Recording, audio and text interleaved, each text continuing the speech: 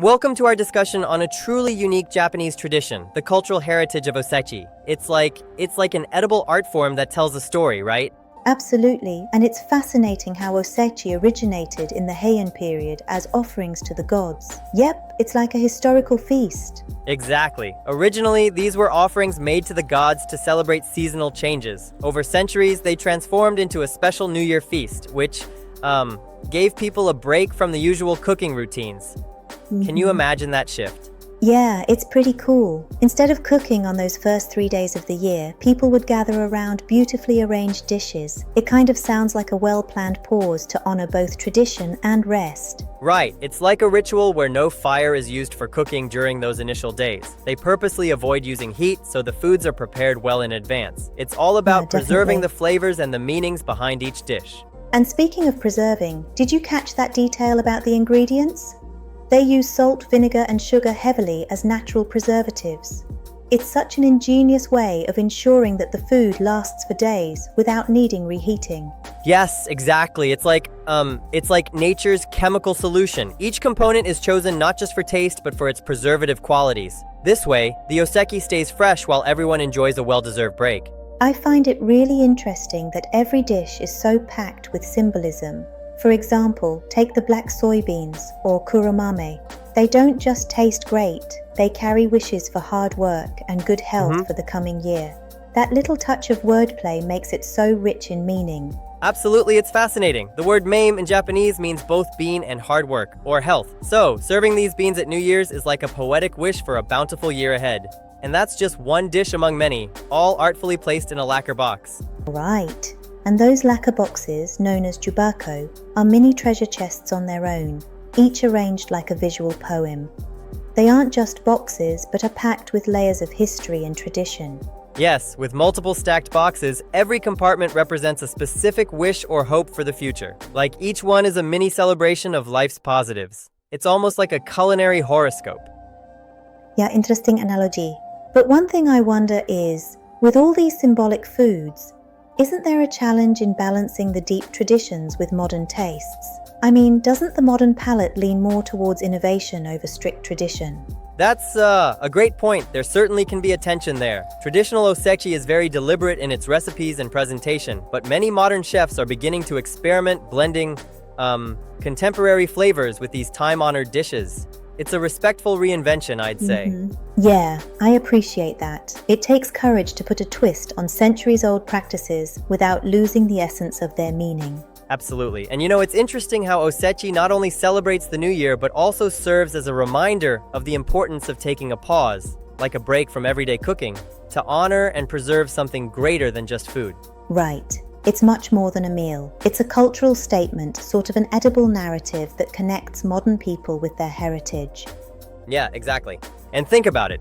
Each ingredient is like a word in a poem, each dish a stanza, a careful composition meant to project wishes for prosperity, health, and happiness. It's like an art form in edible form. Totally, and the craftsmanship there is not just in the cooking, but in the presentation. Every element is visually stunning and meticulously arranged in the jubako boxes. Right, it's kind of like, it's like opening a beautifully written letter where every dish expresses a personal message for the new year. The visual appeal is as important as the symbolic meaning behind it. Yes, absolutely. And it's really, really impressive how these dishes have evolved over time. From simple God offerings to intricate feasts that tell vibrant stories about life and aspirations. Would you say this evolution reflects deeper changes in society as well? For sure, it reflects a journey of transformation. The original ritualistic nature of Osechi has broadened into a celebration of life that integrates endurance, culinary art, and a celebration of the future. It's like a bridge between past and present. Yeah, that's a thoughtful way to see it.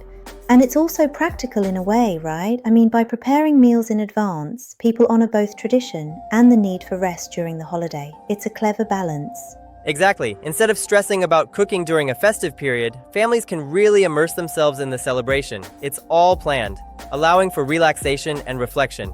Kind of like, a culinary vacation.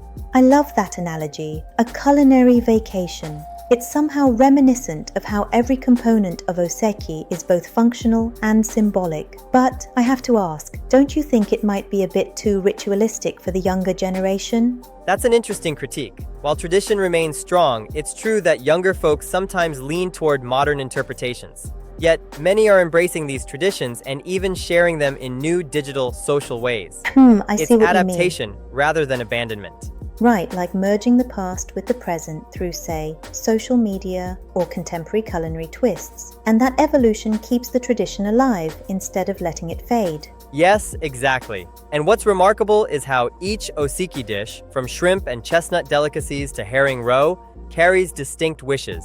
For example, kurikintan, made from chestnuts and sweet potatoes, often symbolizes wealth. It's all a part of an overarching narrative for a promising year ahead. It's like every bite is a charm for fortune, good luck, and health. It's a whole bundle of positive vibes packed neatly into each traditional dish.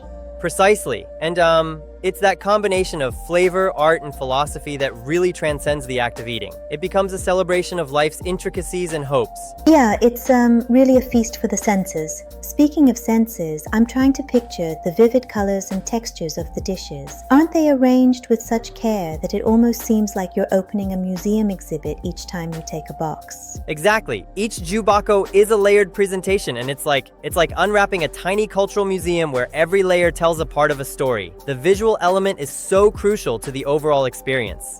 And that really emphasizes the honor behind the tradition. It's not just about sustenance, but about connecting with one's cultural roots and honoring the past while predicting the future. Sure, it's a cultural dialogue through food. The deep sense of gratitude to the deities, the clever technique of preservation, and the poetic wishes all interlace to produce an experience that's as much spiritual as it is gastronomic. Very well put. I also find it interesting how the tradition enforces a pause, almost a societal time out, a break from daily chores to focus on reflection and renewal. Such contrast in pace really strikes a balance in modern chaos. Right, absolutely. It's like a moment of mindfulness embedded within a meal. And the fact that these dishes are wholly prepared ahead of time means the focus is solely on reconnecting with family, friends, and one's inner aspirations. Yeah, that's a beautiful insight. Certainly, it's a reminder to cherish the moments of pause amid our busy lives. And does this preservation technique have any parallels in today's culinary practices? In a way, yes. Just as modern chefs might use sous vide or controlled preservation methods, the traditional use of salt, vinegar, and sugar in Osechi is a natural parallel. It's like a minimalist yet effective technology that stands the test of time, ensuring flavor endures. Yep, I see that clearly. Right, and it really underscores a philosophy where practicality meets deep symbolism. Even under modern scrutiny, these techniques continue to impress and inspire. Absolutely. And to wrap up our discussion, Osechi is more than just food. It's a living, breathing cultural narrative that has evolved over centuries, balancing tradition, practical innovation, and artistic expression in one single New Year feast. Truly remarkable. I completely agree. It's a testament to how heritage can beautifully coexist with progress and serve as a continuous source of inspiration for both tradition and modern creativity. And there's so much to appreciate. From its origins in the Heian period to the intricate meanings behind every dish in those stunning lacquer boxes. It's, like a timeless bridge connecting the old and the new. Well said. It's a reminder that food can be a profound storyteller, echoing the voices of the past while inspiring the future. Thanks for this deep dive into Osechi and Japanese cultural heritage. Thank you as well. This conversation really highlights how, even in today's fast-paced world, traditions like Osechi invite us to slow down, appreciate artistry, and carry forward wishes for a healthy and prosperous year ahead. Absolutely indeed. Looking forward to exploring more such fascinating traditions. Until next time, let's remember to savor every moment, just as Osechi savors every symbolic flavor. Precisely. Cheers to tradition, innovation, and a flavorful future ahead.